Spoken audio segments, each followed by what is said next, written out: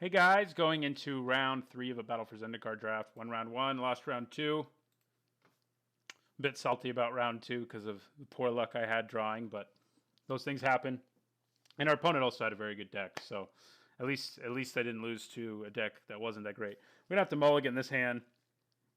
We just have white mana and we have a bunch of blue cards. I mean, if we draw an island, it's gonna be good, but there's no guaranteeing we do that. So.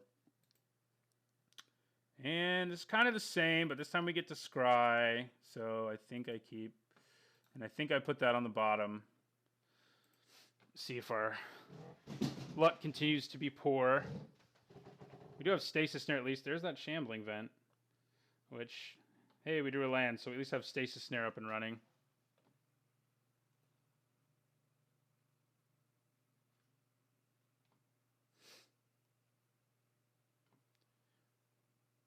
We got our Royal Spout too, which we haven't seen all day.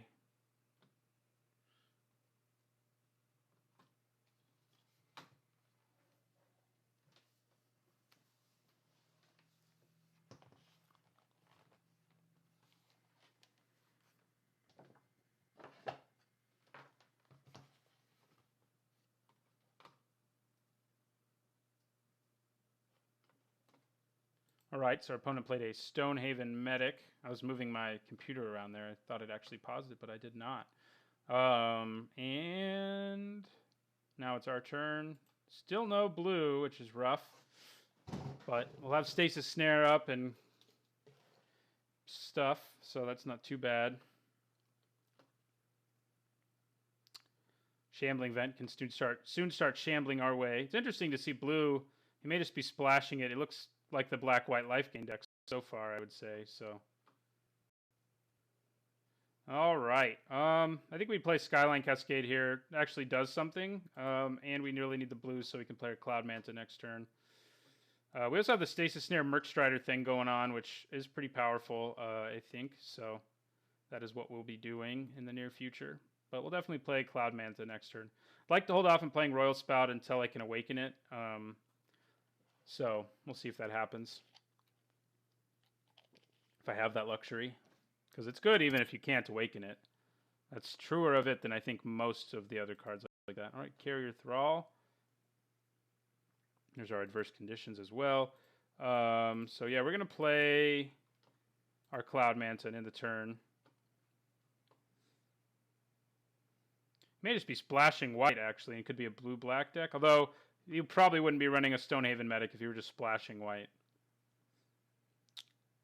He could be blue-white and splashing black, but that still seems kind of unlikely. Okay, well. So much for that. We'll take 3 here, obviously. Okay, so we can cast Royal Spout a lot more confidently now. I think for now, though, I really don't want to have to use Stasis Snare on one of these little guys, though. So I may just use Adverse Conditions on him, which gets us closer to Awakening Royal Spout, too. I'll just let him swing next turn, and then at the end of his turn, I will either Stasis Snare or Adverse Conditions. So yeah, we'll take 3 here. See if we see something else worth killing. It's not the best use of adverse conditions, I guess, because... Okay, good. He's play something worth killing. Is that, in fact, worth killing? I mean, I can go Stasis Snare and then Merc Strider, which is pretty strong. So I guess I would Stasis Snare the Carrier Thrall here. Yeah, that's what I'm going to do. I'd rather do that, I guess. So we're going to Stasis Snare the Carrier Thrall so its ability doesn't happen. And then we're going to play Merc Strider and bounce the Shadow Glider.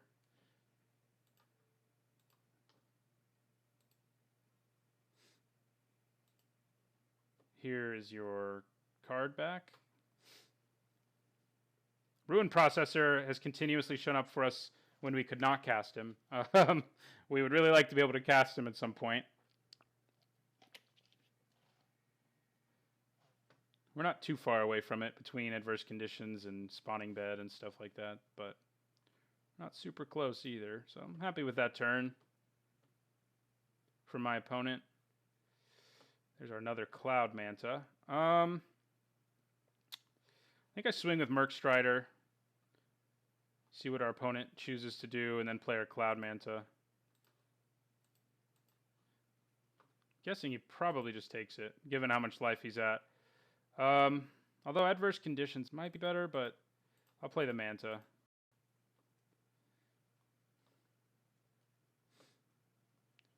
The thing about the conditions is it'll let us play Ghostly Sentinel, or if we draw a land right after we do it, Royal Spout with Awaken, which is pretty big, especially because then we can play Halimar Tidecaller, give the Awaken thing flying, and so forth.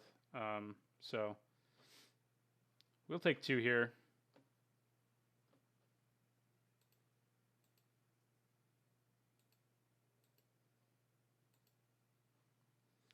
See if our opponent plays something scary. Seems possible. That is, in fact, scary. So we're going to tap her down. Maybe now. Although it's better to do it on his upkeep. But we can't swing the way things are right now. So maybe I just hold back attacks. Tap both of these down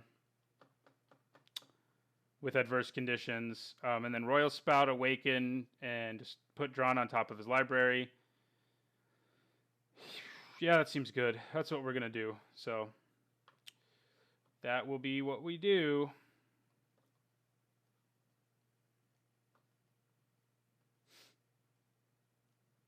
See what our opponent does here. He's probably worried we have Royal's Retribution, which is in fact in our deck, but we can't cast it right now. But so he may play more conservatively. We'll reveal in the begin combat phase what it is we have, though. So we will leave 1 wide up, bluffing that we have Lithomancer's Focus. And we will tap down the 2 flyers. Keeps Drawn out of our hair for a little while. I actually don't need to Royal Spout her right away, so I may not. I may instead... We have it at 1 card exiled? No, we haven't. We already processed it.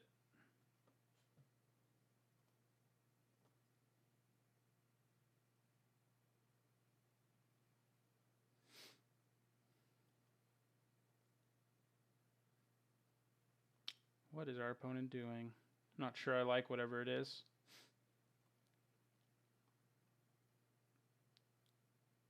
Okay, well, I'm fine with that, actually. So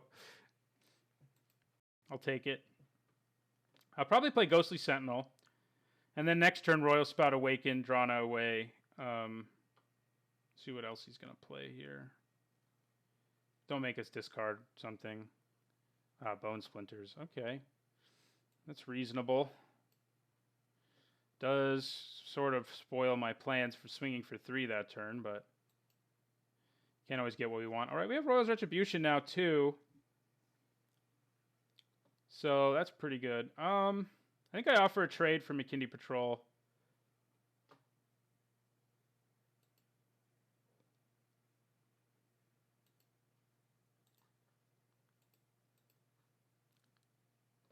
All right, works for me.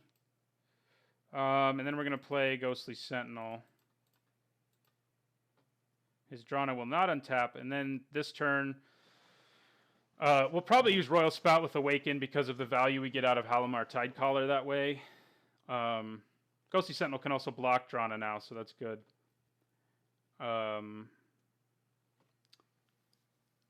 So I could also Royal Spout and then play my Tidecaller and get it back and then cast it with Awaken a turn later, which is also pretty good. Our opponent's at 4 cards in his hand, which is a little scary. It's what we have too, though, and we do have all 4 of the cards in our hand. I'm very happy to have in my hand, so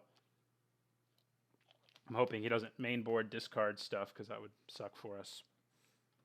Let's see what he's got for us. Incubator Drone, okay. That is good with Drana. That's for sure. Incubate away, my friend. He can gain 1 life now at the end of my turn. So, okay, McKinley Patrol is swinging. We're just gonna take it. It's not worth, like, if he has Lithomancer's Focus here, it's just not worth it. So,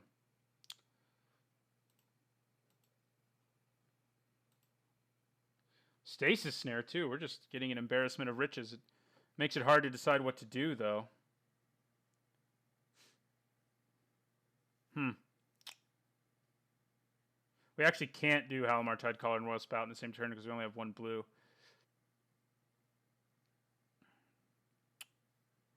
So I think I just swing with my Sentinel. That much I know I'm doing, so we're going to do that. See if that brings about my opponent doing anything and changes my thought process. But right now, Royal's Retribution is really strong, I think.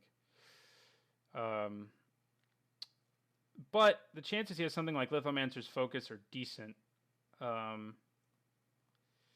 what is he doing? Oh, Gideon's Reproach. Gideon's Reproach. Okay. He's down to 2 cards in his hand now.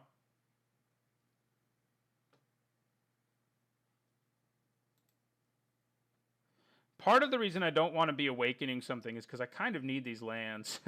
And if they get blown up, I'm going to be in pretty big trouble. So I think I just hold up Stasis Snare here. Or Royal's Retribution. Which actually isn't that good right now. These things all have 3 toughness, unfortunately. What the hell. I'm going to... Am I going to? Starting to doubt myself. We're going to do it. We're going to Royal Spout with Awaken. Put Drawn on top of our library and Awaken our planes. If that land gets blown up, we're going to be pretty sad because we won't have mana for Royal's Retribution and we'll be further away from casting Ruin Processor than we already were.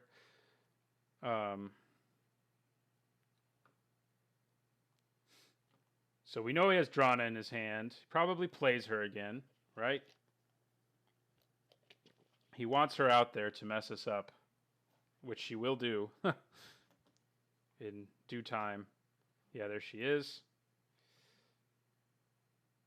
So if I draw a land here, I can play Tidecaller, and I can play leave mana up for Stasis Snare,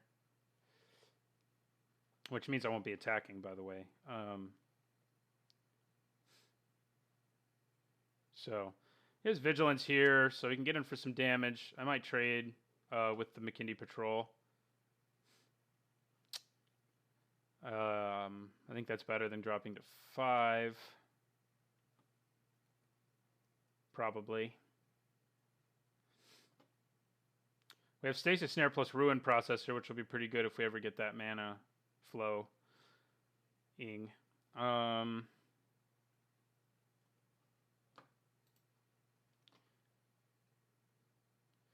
Okay. I think I will trade with the McKinley Patrol.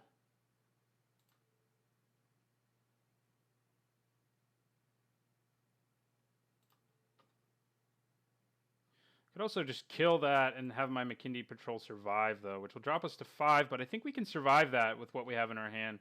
So I will kill 1 creature. Drop us down to 5. We only had blue untapped, so... Okay, so land. There it is. Alright, that's what we want. So we can play our Halimar Tidecaller, get back our Royal Spout, which we can't cast yet because we've only got 1 source of blue.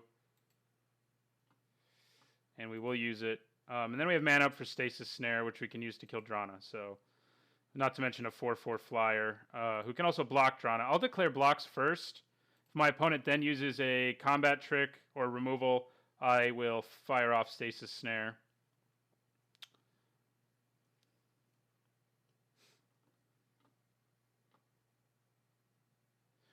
And we will be able to play Ruin Processor with something exiled, should we be able to cast our Stasis Snare. Alright, what's he doing here? Clutch of Currents on our planes. Okay. That will make this a 3/3, which our Strider can trade with. But we have to kill Drana. That's the biggest problem.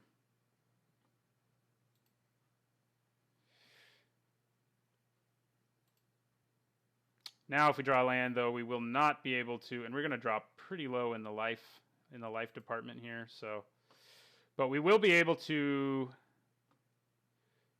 So, yeah, he attacks with everything. That makes more sense to me. We'll be able to awaken Royal Spout again next turn. Which seems like it's going to be pretty big, especially if we put the land on top of his library. So, because the land is not, in fact, a creature. So we're going to block there, and we're going to block here because we have to, and we'll drop to 3.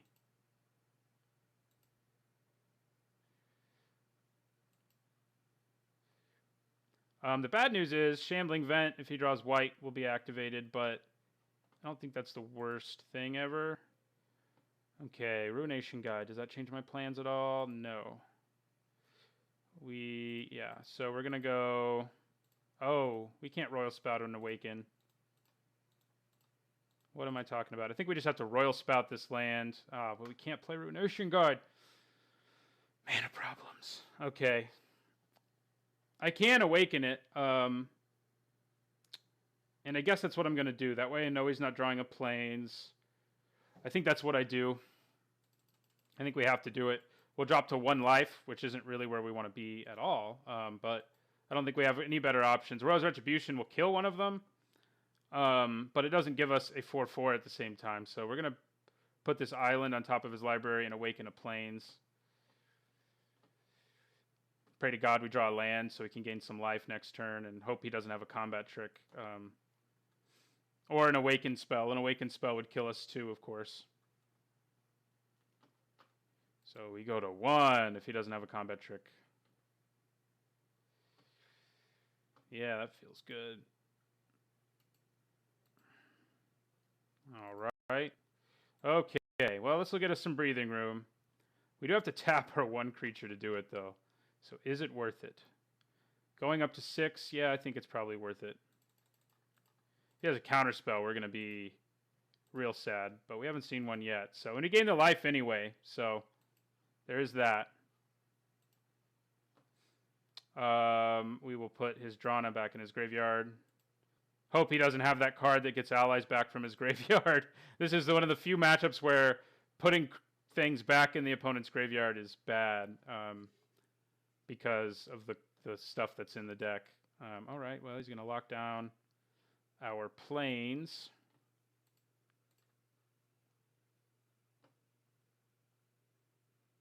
Okay.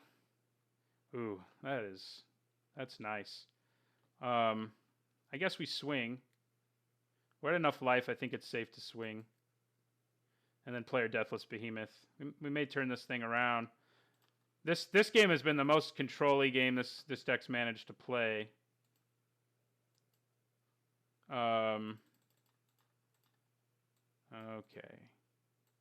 I guess the risks of him playing a card with Awaken are real. Don't play one. Don't do it.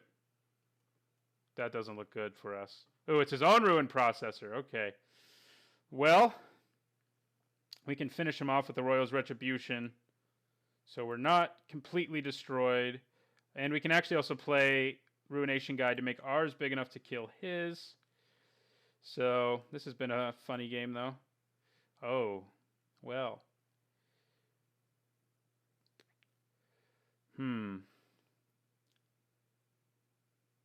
That is interesting. Gaining the life seems really good.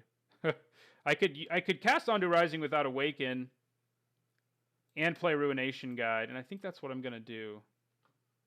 Pumps all of our dudes. Who are currently in play.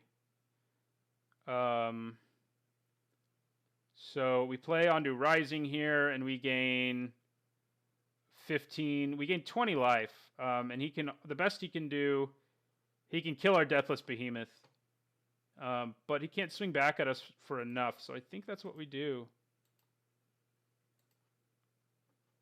So he could double block our Ruin Processor. That's a very real, but the amount of life we're going to gain, and we'll kill his Ruin Processor when he double blocks. But if he double blocks, he'll be taking lethal, so never mind. He can't really do it. All right, that's what I would expect. Okay, he drops to 7. We go back up to 26. That was a nice draw, deck. Thank you for that. Ooh, Blighted Cataract is not good for us. We don't want him drawing cards. Wonder if he's cracking it now or playing another thing that can block forever. All right.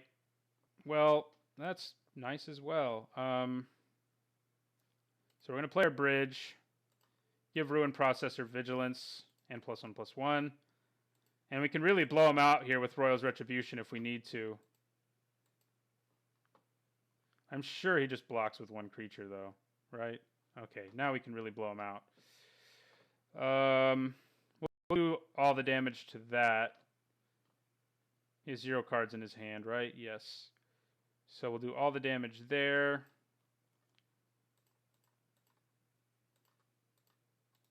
Well, we're going to be emptying our hands anyway. It's not like bluffing does us any good. So we'll do 5 there. We'll just do all 5. And then, yeah. All right. So seems like a pretty hard to overcome board for our opponent. But he does have a freaking Blighted Cataract. And who knows what else he's got. All right. Well, that does something right now. But his hand's empty. We can swing with both our dudes without any sort of fear. And we even have Spawning Bed should things hit the fan. So he's got to block here and go to 3.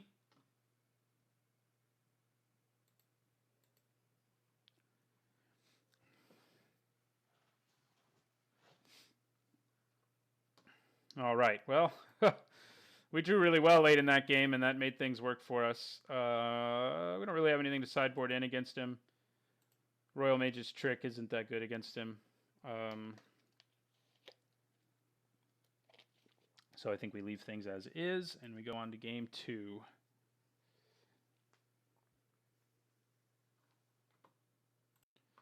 All right. Back here for the 3rd game, right?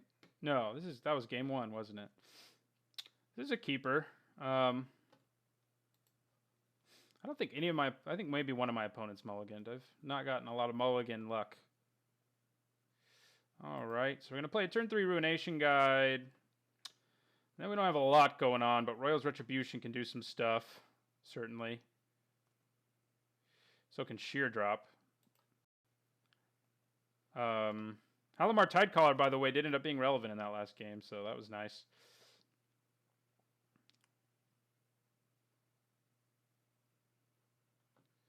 Eldrazi Sky Spawner, such a good card.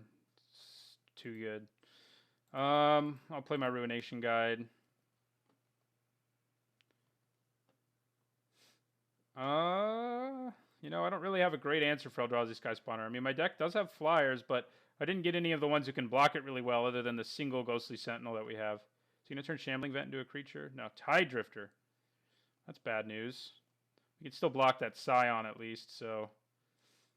It's also not as good against us as it is against most decks because we fly, so... I could kill a Sky Spawner with Sheer Drop, but it doesn't seem worth it, so... We won't be doing that. Okay, I think I play Cloud Manta here.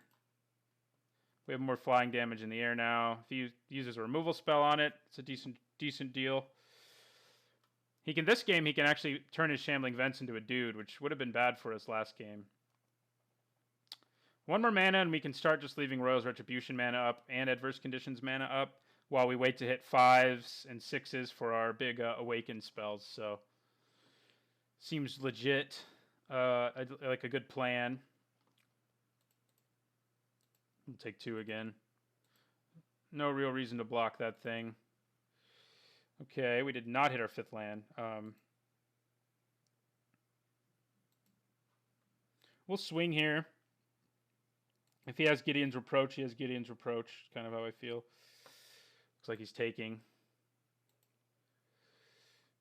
We really want our 5th land to have Royal's Retribution ready to do some things. Our opponent, meanwhile, is drawing several lands. We're just going to take this. I'm actually fairly happy to tap down both his dudes at the end of his turn if he doesn't do anything with adverse conditions. Although it's always better to wait till their upkeep. But if we draw our 5th land, which we'll actually have because of adverse conditions. So, all right, so he's sheer dropping. He is sheer dropping. All right, let's see if he does anything else. He does not.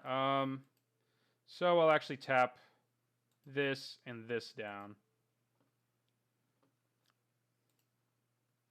All right, we now have mana for Royal Spout and our own sheer drop. With Awaken, I mean. We're going to attack with our Devoid dude.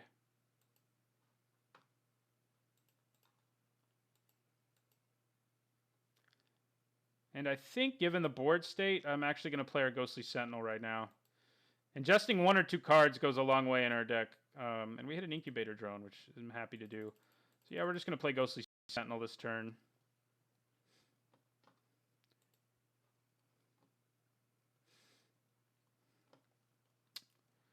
So, what's our opponent have for us? Complete Disregard, maybe. I don't know why I'd be casting that now, though. Incubator Drone. We just ingested 1, man. How many of those do you need? And they're so big right now.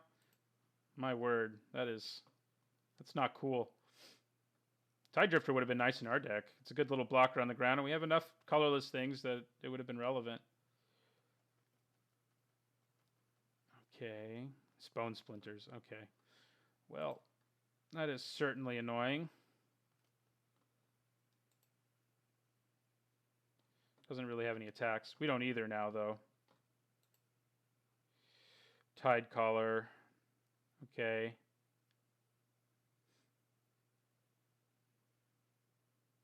So leaving mana open for sheer drop right now just isn't going to have a huge impact. We could kill like Incubator Drone and that's it basically. Would I rather cast Royal Spout or sheer drop right now? That's the... I think I'm going to go with sheer drop. Well, Royal Spout gives me a creature that can actually stand up to these things though. Tide Drifter is the only thing worth bouncing to his hand, so maybe I should do it while he has it. Although sheer dropping that is also fairly attractive, I have to say, because it would shrink this down and make his attacks less attractive. Yeah, we're going to use sheer drop. So we'll kill that, and we will animate a plains. We can play Tide Caller next turn, make this into a flyer, and it's a 4/3 because of our Ruination Guide.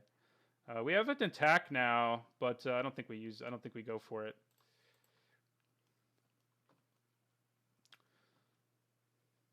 We're gonna take some damage this turn. He could even activate his Shambling Vent, which would be bad for us.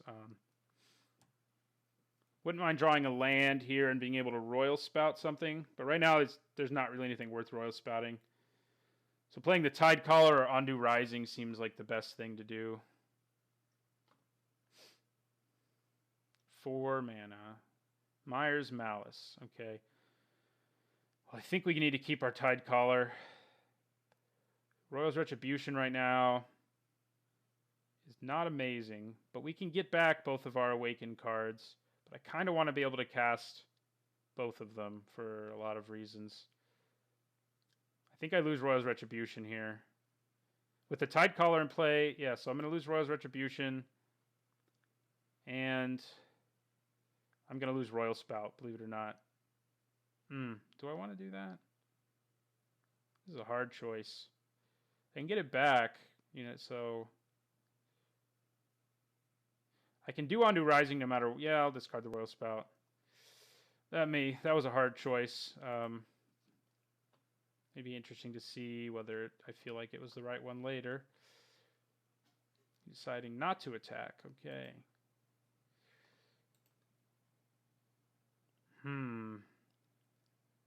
Gideon's Reproach right now would not be the end of the world. But I'm going to go ahead and cast Tide Caller.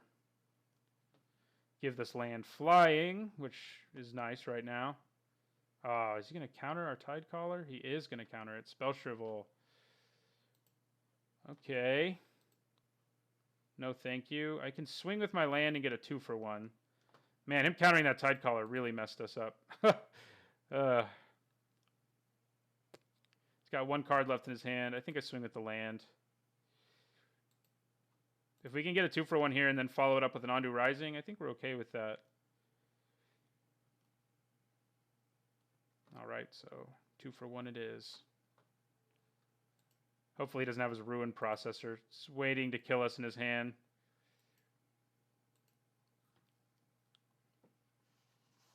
He does have a Shambling Vent, so that's a thing. So Sludge Crawler, unfortunately. Certainly, it is certainly a thing. Okay, so is Stasis Snare. Leaning towards attacking with the Guide.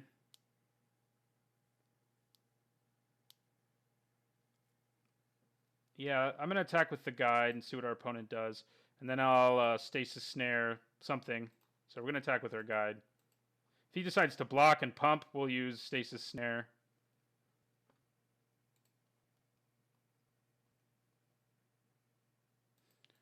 And we will use Stasis Snare.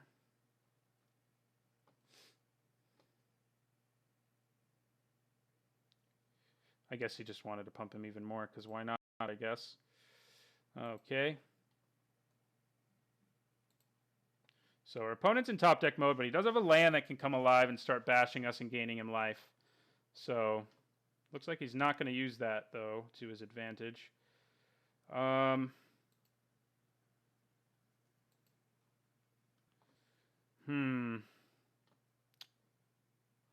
He can activate his Shambling Vent, so I don't really feel like dealing with that. I'm going to play this land and end my turn. That's why I decided not to swing.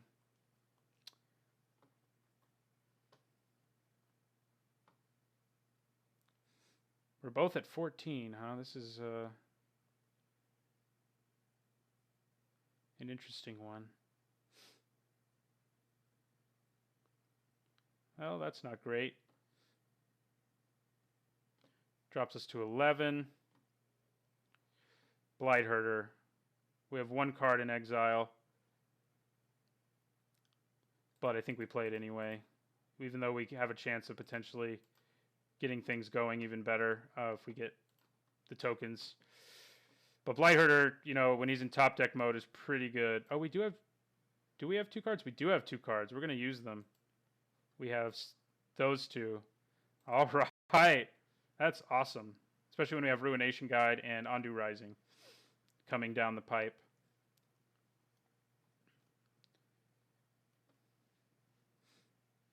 So that shuts down his planes, basically. He can double block and kill our Blightherder next turn, but he would lose both his... No, he wouldn't. They both have 3 toughness, unfortunately. Okay, so we're going to play Ruination Guide this turn. Which makes these all 2/1s. And we're going to play this land. And I think we're going to end the turn this turn.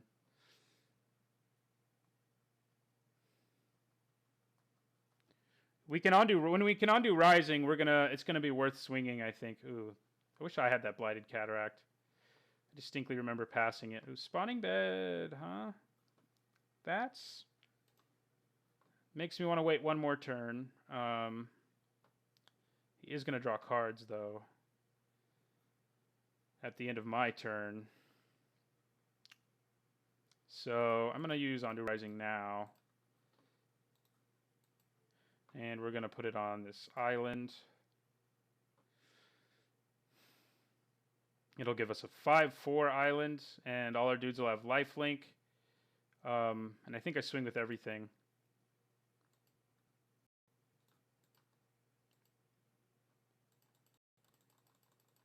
That is a lot of lifelink. Oop, I accidentally tapped a land. I clicked on so many lifelinks.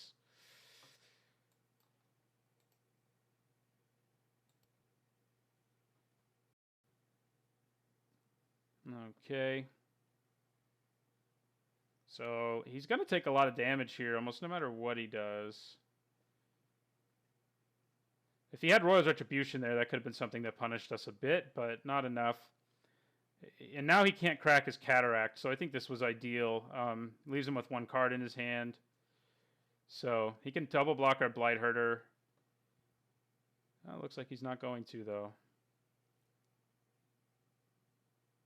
Okay, we're okay with that, I think. That's still lethal. Oh, no, it's not, because he gained the life. It was close to lethal. And we're back at 30, so I think we're okay with that.